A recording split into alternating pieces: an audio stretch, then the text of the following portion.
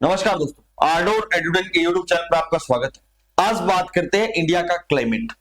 जो इंडिया का क्लाइमेट है बेसिकली तीन टाइप का है, जिसमें विंटर सीजन आता है, समर सीजन आता है और जो थर्ड वो है रेनी सीजन। जब आप इस पिक्चर की बात करोगे तो वहां आपको देखने को मिलेगा कुछ अलग अलग कलर आपको दिख रहे हैं इंडिया के जो मैप है, और वो कलर अलग अलग क्लाइमेट को रिप्रेजेंट करते हैं। और ये जो कलर्स हैं, ये जो कोपन क्लासिफिकेशन होती है, क्लाइमेटोलॉजी के जब अंदर पढ़ोगे आप तो कोपन की क्लासिफिकेशन है, और जहां इंडिया को 8 टाइप में क्लाइमेट में बांट रखा है। लेकिन जब नॉर्मली हम बात करते हैं तो इंडिया का जो क्लाइमेट है वो सब ट्रॉपिकल टाइप्स है। और सब ट्रॉपिकल टाइप ऐसा इसलिए है क्योंकि इंडिया के अंदर ट्रॉपिक ऑफ जो कैंसर है वो बीचों बीच पास करती है। मतलब ये कि जो ट्रॉपिक ऑफ कैंसर है इंडिया को 2 भागों में बांटती है। ट्रॉपिक ऑफ कैंसर इंडिया के 8 स्टेट से जाती है, जिसका नाम है गुजरात, राजस्थान, मध्य प्रदेश, झारखंड, छत्तीसगढ़, वेस्ट बंगाल, त्रिपुरा और मिजोरम। ये 8 स्टेट हैं जिसके अंदर से ट्रॉपिक ऑफ जो कैंसर है वो पास होती है। इसी के बेसिस पर हमें अंदाजा लगाया है कि जो इंडिया का क्लाइमेट है वो सब ट्रॉपिकल टाइप मिलेगा। जब आप इस पिक्चर की बात करोगे तो इसमें आपको CWG, ETE ऐसे ऐसे वर्ड देखने को मिलेंगे अंग्रेजी के। और जो ये वर्ड्स हैं ये अपने आप में रिप्रेजेंट करते हैं एक क्लाइमेट को। जो एक वर्ड है सिंपल ए, वो रिप्रेजेंट करता है किसको? जो इक्वेटोरियल एरिया है उसके आसपास के रीजन को, जहां मॉइस्चर हाई अमाउंट में रहता है। वहीं जब जो बी है वो रिप्रेजेंट करता है डेजर्ट एरिया को, और सी रिप्रेजेंट करता है सब ट्रॉपिकल या फिर आप मान सकते हो सब टेम्परेट रीजन्स को। और वहीं जब डी की बात आती है तो डी बात करता है सब पोलार की बात। सब पोलार का मतलब है कि जो 60 डिग्री लैटिट्यूड का रीजन है नॉर्थ और साउथ में, उसको रिप्रेजेंट करता है डी। और लास्ट में जो ई है वो रिप्रेजेंट करता है पोलर रीजन को। और आप सबने देखा होगा इंडिया में पोलर रीजन जम्मू कश्मीर में दिख रहा है। ऐसा इसलिए है क्योंकि यहां पर है हिमालय, और हिमालय को third pole of the world भी बोला गया है। Third pole of the world इसलिए बोला गया है, अगर पोलर एरिया के बाहर कहीं सबसे बड़ा ग्लेशियर देखने को मिलता है तो वो सिर्फ हिमालय के अंदर देखने को मिलता है, इसलिए इसको third pole of the world बोला गया है। अब हम शुरुआत करते हैं शुरू से कि जो इंडिया का क्लाइमेट है वो किस किस प्रकार का हो सकता है, और कौन कौन से फैक्टर हैं जो इंडिया के क्लाइमेट को एक अलग रूप देने का काम करते हैं। जब बात करते हैं इंडिया का जो क्लाइमेट है उसमें मॉनसून सबसे बड़ा इफेक्ट रोल प्ले करता है। मैंने साउथ वेस्ट मॉनसून और रिट्रीटिंग मॉनसून इन दोनों चैप्टर्स पर अलग अलग वीडियो बना रखी, लिंक आपको डिस्क्रिप्शन में मिल जाएगा। जो साउथ वेस्ट मॉनसून है वो इंडिया के क्लाइमेट को कैसे इफेक्ट करती है, कैसे एक समर का एरिया यानी समर सीजन का एरिया एकदम से रेनी सीजन में बदल जाता है, उसके अंदर भी जो मॉनसून है वो एक इंपॉर्टेंट रोल प्ले करता है।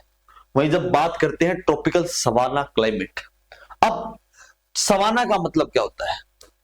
सवाना का मतलब होता है ग्रासलैंड का एरिया, और ग्रासलैंड रिप्रेजेंट करता है 50 to 75 सेंटीमीटर रेनफॉल।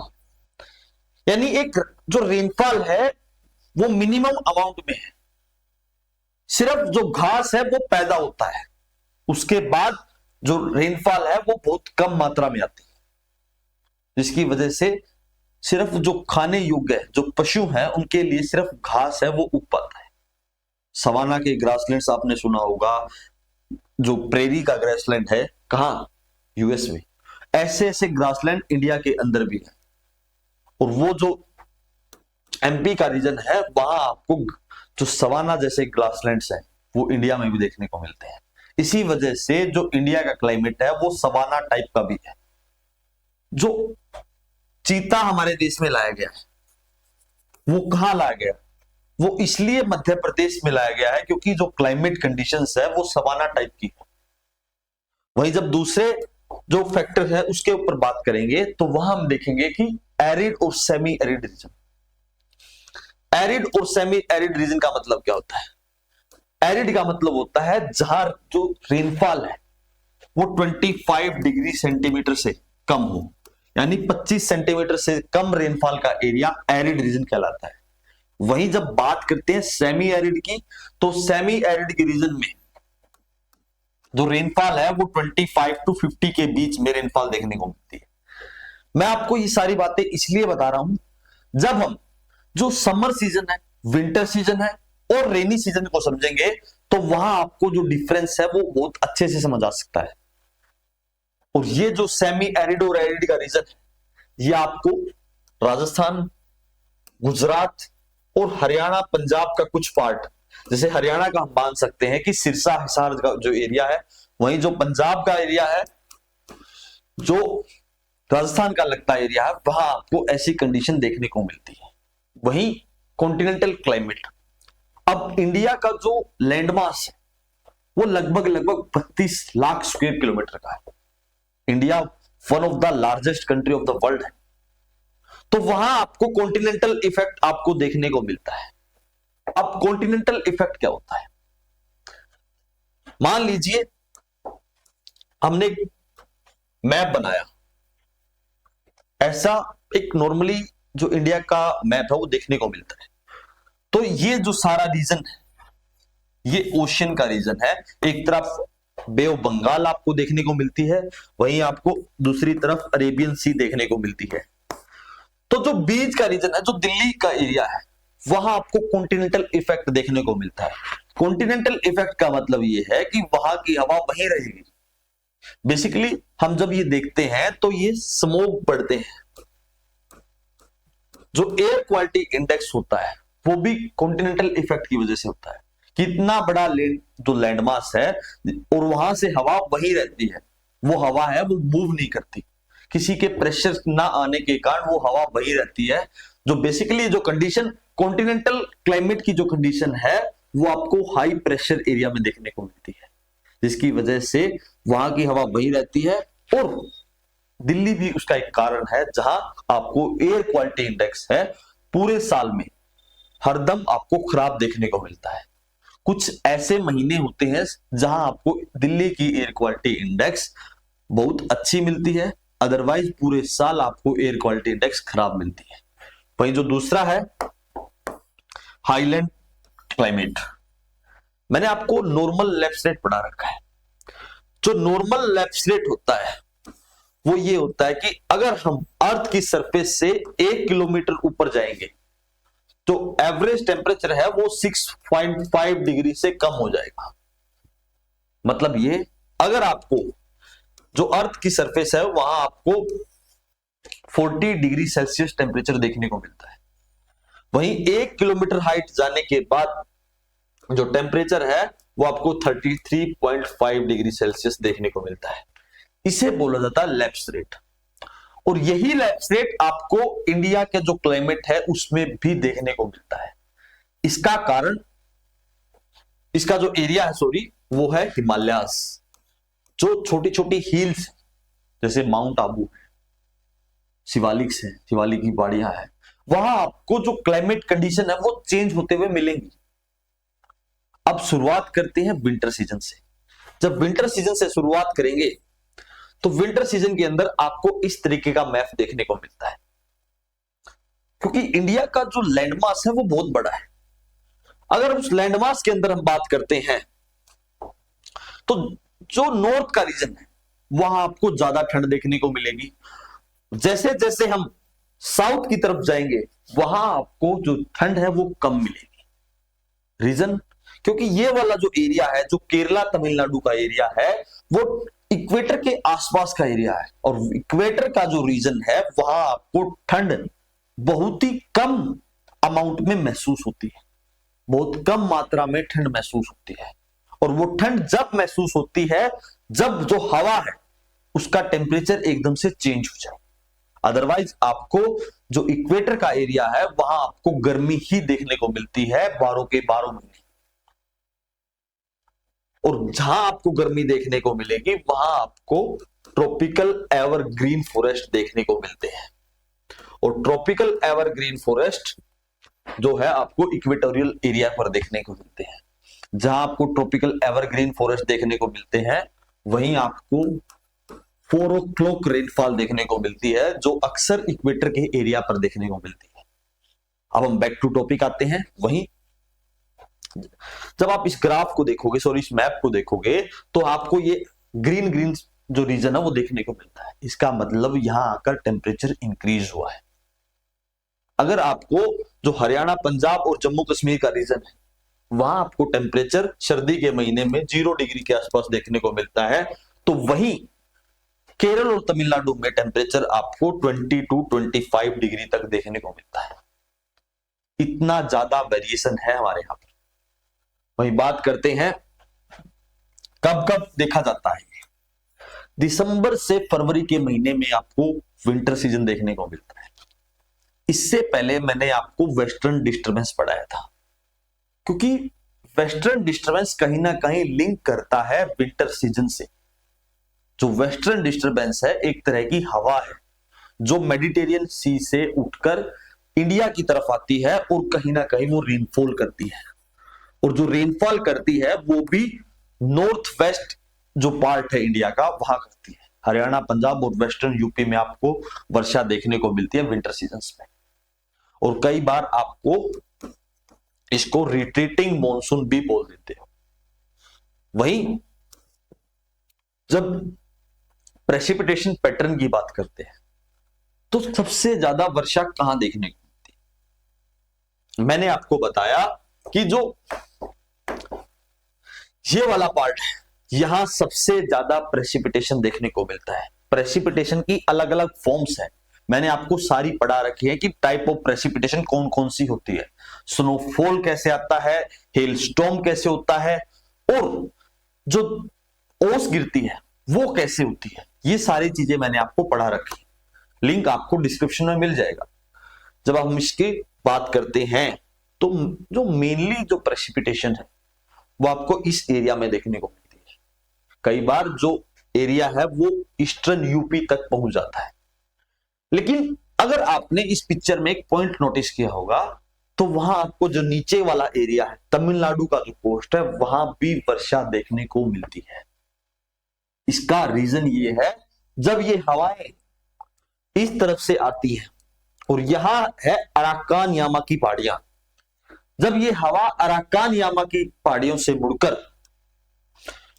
दोबारा इंडिया की तरफ आती है और बे ऑफ बंगाल से मॉइस्चर गेन कर लेती है। जैसे ही वो बे ऑफ बंगाल से मॉइस्चर गेन करती है तो तमिलनाडु की कोस्ट पर वर्षा कर देती है। एकमात्र साउथ इंडिया का ऐसा स्टेट है जहां विंटर रेनफॉल होती है, और तमिलनाडु ही एकमात्र ऐसा स्टेट है जिसमें साउथ वेस्ट जो मॉनसून इंडिया में आती है तो वहां वर्षा नहीं होती। अदरवाइज जो 27 स्टेट्स हैं, मतलब इंडिया के अंदर अब एट प्रेजेंट 28 स्टेट्स हैं, 27 स्टेट्स के अंदर साउथ वेस्ट मॉनसून के तहत बारिश होती है, सिर्फ एक स्टेट को छोड़ के जिसका नाम है तमिलनाडु। वहीं अगर साउथ इंडिया में बात करें तो तमिलनाडु के अंदर ही विंटर रेनफॉल होती है। अब ये तो मैंने आपको पढ़ाया कि प्रेसिपिटेशन, कितना प्रेसिपिटेशन आपको देखने को मिलता है।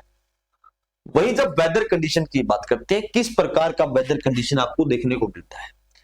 बेसिकली जो क्लाइमेट कंडीशंस हैं वो डिपेंड करती है कि प्रेशर कैसा है, और प्रेशर का मतलब यहां कैसे आया। प्रेशर का मतलब होता है टेम्परेचर से।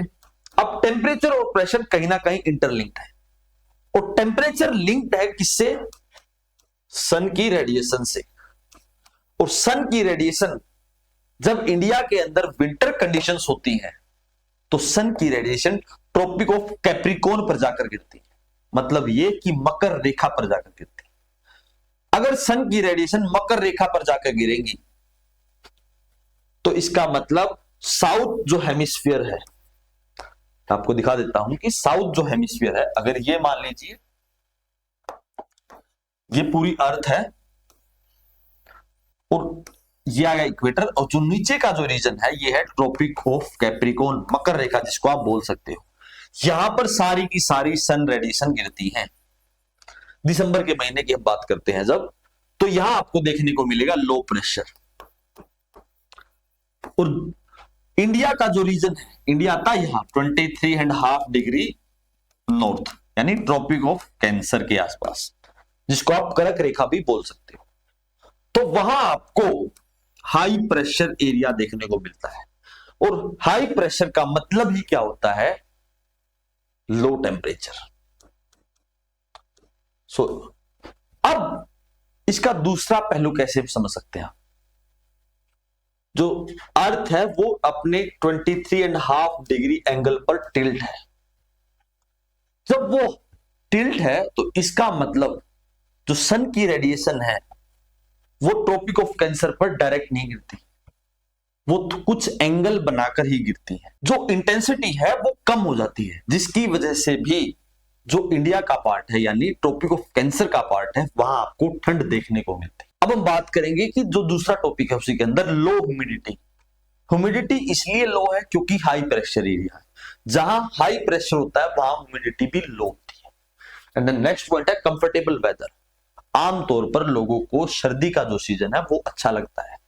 ऐसा इसलिए है कोई पसीना कोई स्वेट नहीं आता। अब हम जो दूसरा सीजन है उसके ऊपर बात करते हैं। जब दूसरे सीजन की बात करते हैं तो मतलब जो समर सीजन है उसके ऊपर बात करते हैं। जब समर सीजन की बात करते हैं तो आपको टेम्परेचर का जो वेरिएशन है बहुत ज्यादा देखने को मिलता है। ऐसा क्यों? क्योंकि यहां भी प्रेशर और टेम्परेचर का एक इंपॉर्टेंट रोल प्ले करता रहता है। और वही क्योंकि जो सन की रेडिएशन है वो डायरेक्ट कर्क रेखा पर पड़ती है यानी ट्रॉपिक ऑफ कैंसर पर गिरती है। तो अगर आप देख पाओगे तो जो बीच का रीजन है वहां आपको जो हॉटनेस है जो रेडनेस इस मैप के अंदर वो ज्यादा दिखेगी। अगर ये ज्यादा दिखेगी तो इसका मतलब यहां है जो टेम्परेचर है वो बहुत हाई है। अगर ज्यादा टेम्परेचर हाई होगा तो वहां आपको लो प्रेशर देखने को मिलता है। लो प्रेशर का मतलब भी मैं आगे समझाऊंगा कि वो उसका इफेक्ट क्यों इंडिया के ऊपर देखने को मिलता है। अब आप ये समझ लीजिए अगर यहां टेम्परेचर ज्यादा होगा तो रेडनेस ज्यादा आएगी। और जो ये वाला पार्ट है यहां आपको फिर से ब्लू रीजन दिख रहा है। इसका रीजन है हाइट। और हाइट का दूसरा मतलब है लैप्स रेट। यहां जो पहाड़ है वो बहुत ऊंचे ऊंचे हैं। कुछ पहाड़ की जो लंबाई है ऊंचाई है सॉरी वो 7,000 मीटर तक है, जिसकी वजह से जो टेम्परेचर है वो बहुत कम दिखता है। वही जो नीचे का पार्ट है साउथ इंडिया का पार्ट है वहां आपको जो टेम्परेचर है वो रेडनेस में नहीं बल्कि येलोनेस में दिख रहा है। इसका रीजन ये है क्योंकि यहां जो इफेक्ट आता है वो ओशन का इफेक्ट आपको देखने को मिलता है। ओशन का इफेक्ट जहां देखने को मिलेगा वहां आपको लैंड ब्रिज और सी ब्रिज दो टाइप की हवाएं देखने को मिलती है। अब लैंड ब्रिज और सी ब्रिज क्या होता है ये एक अलग से टॉपिक है जो आपको आर्डोर एडुडन के यूट्यूब चैनल पर मिल जाएगा। लिंक आपको डिस्क्रिप्शन में ही मिलेगा। अब बात करते हैं जो टेम्परेचर वेरिएशन है वो इतना ज्यादा क्यों? क्योंकि जो नीचे का जो पार्ट है वो इक्वेटर के आसपास का है और जैसे जैसे ऊपर जाएंगे तो वो इक्वेटर से दूर जाएगा। और दूसरी बात ट्रॉपिक ऑफ कैंसर के आसपास का एरिया है जहां सन की रेडिएशन डायरेक्ट गिर रही है तो इसकी वजह से भी हाई टेम्परेचर देखने को मिलता है। और राजस्थान के एरिया में जो रेडनेस है वो बहुत ज्यादा है। ऐसा इसलिए है क्योंकि मॉइस्चर जो कंटेंट है वो बहुत कम है। जहां मॉइस्चर कंटेंट कम होगा तो वहां जो हीटनेस है वो बहुत ज्यादा फील होती है, जिसकी वजह से जो थर्मामीटर है उसमें टेम्परेचर हाई दिखेगा। अब एक सबसे बड़ा क्वेश्चन कि जो टेम्परेचर चेंज है डेली का टेम्परेचर चेंज सबसे ज्यादा कहां देखने को मिलता है? सबसे ज्यादा भी आपको राजस्थान में देखने को मिलेगा। मेरा क्वेश्चन पूछने का जो तरीका है वो ये है, मान लीजिए सुबह 8 बजे जो टेम्परेचर है वो आपको 50 डिग्री दिख रहा है। वहीं रात को 12 AM पर वहां टेम्परेचर आपको 10 डिग्री दिख रहा है, जो वेरिएशन है मतलब 40 डिग्री का डिफरेंस है। अगर हम साउथ इंडिया का कोई पार्ट लेते हैं तो वहां आपको वेरिएशन इतना नहीं देखने को मिलता। अगर अगर गर्मी दिन में 40 डिग्री है तो रात को मैक्सिमम 30 डिग्री हो जाएगी। और राजस्थान के अंदर ऐसा क्यों है? क्योंकि जो सैंड है वो जितना ज्यादा जल्दी गर्म होती है तो उतनी ज्यादा ठंडी भी उतनी तेजी से ही होती है। अब बात करते हैं इसके अंदर लोकल विंड्स की। लोकल विंड्स के पहले हम वेदर कंडीशंस देख लेते हैं।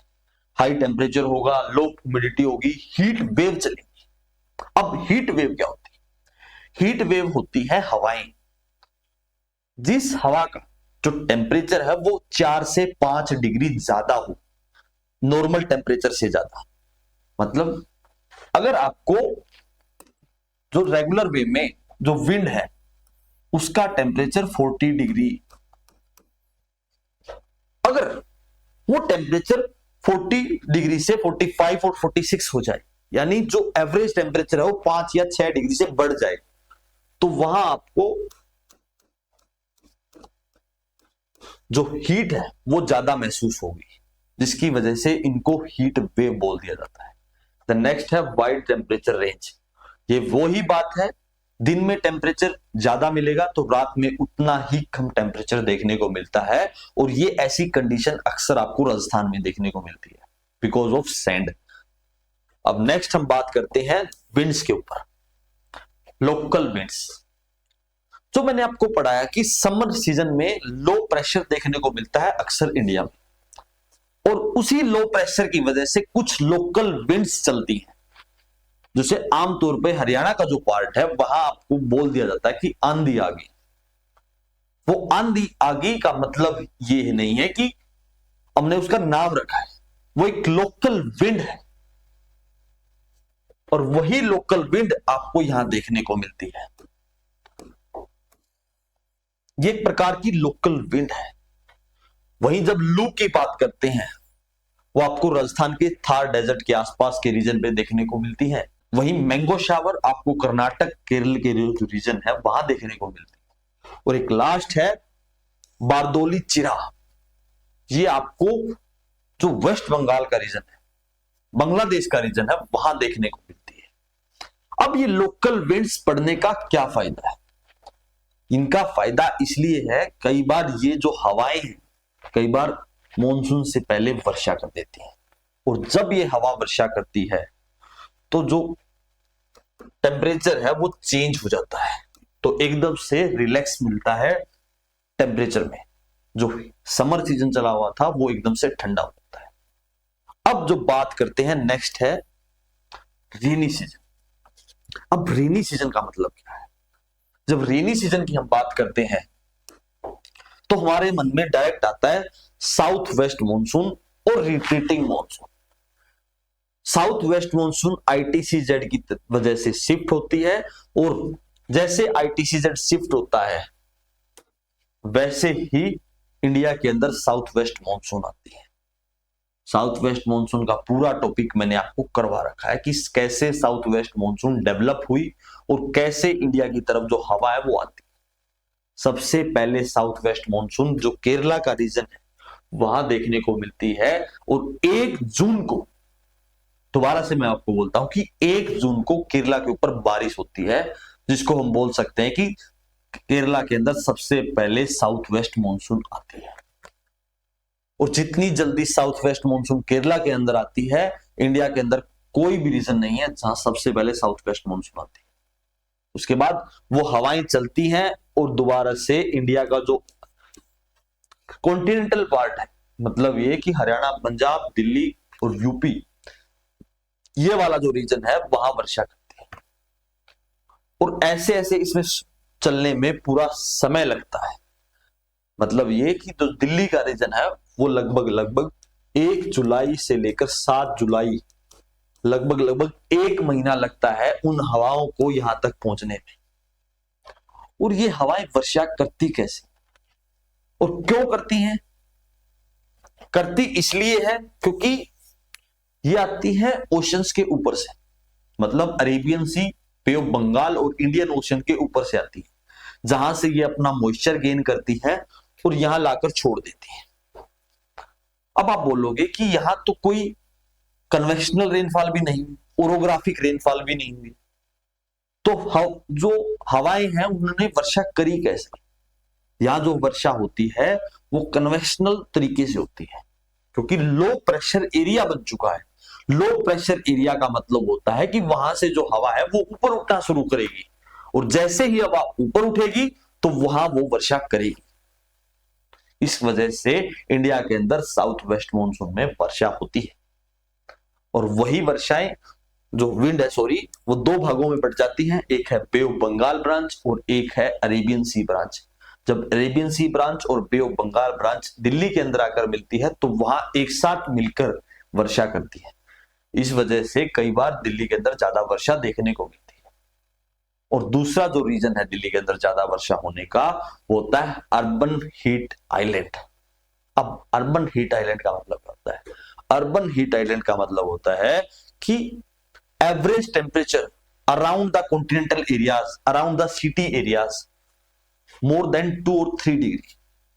मतलब ये कि जो सिटी का एरिया है उसमें इतनी ज्यादा कंस्ट्रक्शन डेवलपमेंट हो चुकी है, जिसकी वजह से जो एवरेज टेम्परेचर है वो 2 या 3 डिग्री से इंक्रीज हो गया है आसपास के रीजन से।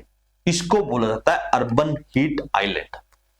अब हम बात करेंगे ह्यूमिडिटी की। ह्यूमिडिटी रेनी सीजन के अंदर सबसे ज्यादा देखने को मिलती है। मैंने आपको वो सारी चीजें बता रखी हैं कि ड्यू पॉइंट क्या होता है, रेन क्या होता है, वो आपको लिंक डिस्क्रिप्शन में मिल जाएगा उस पूरी वीडियो का। और जब रिटेटिंग मॉनसून की बात करते हैं तो वो भी मैंने आपको बताया कि कैसे ITCZ शिफ्ट होती है और कैसे इंडिया के अंदर वर्षा होती है, वेस्टर्न डिस्टर्बेंस इंडिया के अंदर कैसे वर्षा करती है। अब ये था पूरा टॉपिक हमारा इंडिया का क्लाइमेट कंडीशंस।